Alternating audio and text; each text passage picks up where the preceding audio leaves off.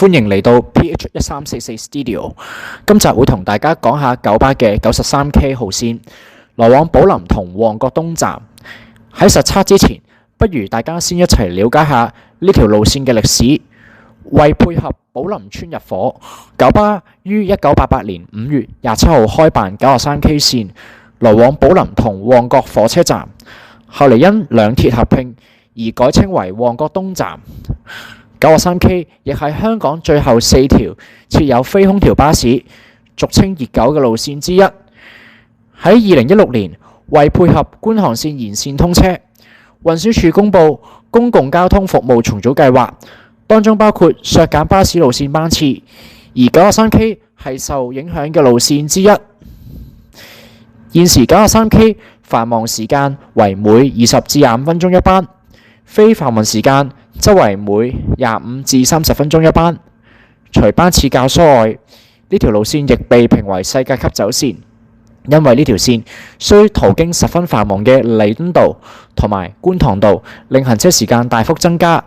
因此乘客會改搭其他嘅九巴路線，例如係98C 同297或者105號巴士小巴往返寶林同土瓜灣。此外，運輸署曾喺2025-26年度巴士重組計劃中建議93K 改經協和街同白華街，唔經將軍澳道，而95M 則改為只喺禮拜1至5服務，單向由寶林前往創紀之城。但方案遭受西貢區議會反對，原因係呢個改動會對西貢區居民造成不便。運輸署最終撤回重組方案，依家就等我帶大家去實測下。咁大家好，我依家又身處喺裕港灣嘅巴士站啦。咁依家呢，其實我就準備呢搭93K 咁啊返寶林。咁啊今日搭93K 嘅原因呢，就主要係因為有 PY 93K 咁呢架車就係啱啱復出咗3日嘅。咁陣間當架車嚟嘅時候呢，我啊再影俾大家睇下。A few moments later。好啦，架車到咗啦，得我一個上嘅啫，依家。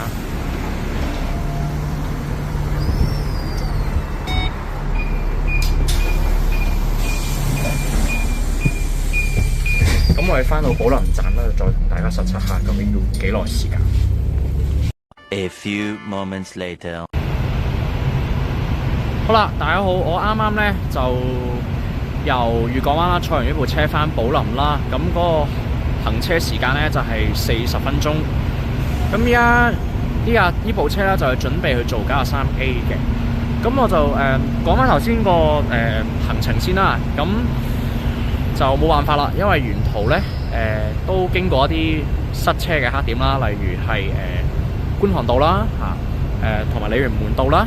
咁所以就停得比較耐啦相對咁但係之後呢一直都係好暢順嘅，即係馬油塘村啊、康城花園啊、翠林寶林就一直好順咁樣落去。咁所以我覺得呢條線呢的而且確係如果作為一個短途嘅選擇呢，亦都係唔錯嘅。係啦，咁頭先我見秀茂坪都好多人落車咁即係證明呢條線喺秀茂坪至到係啟德呢，都係有一定嘅吸引力嘅。好，咁我今次嘅實測分享就到呢度。總括嚟講，呢條線係一條流水線，即係沿途喺每個巴士站都會有乘客上落，而主要客源集中喺九龍城、九龍灣、觀塘市中心同康城花園。雖然有其他九巴路線可供乘客選擇，頭先講過有98A、98C 同297，但乘客通常會採取見車就上嘅策略，加上呢條線採取大包圍策略同收費較便宜，令呢條線嘅繁忙時間嘅載客率達72%。本台期望九巴能開辦 X93K 路線，途經將軍澳隧道同中九龍幹線，特快來往寶林同旺角東站。最後，如果大家對呢條線有任何評價嘅話，歡迎喺下邊留言，我哋下一集再見。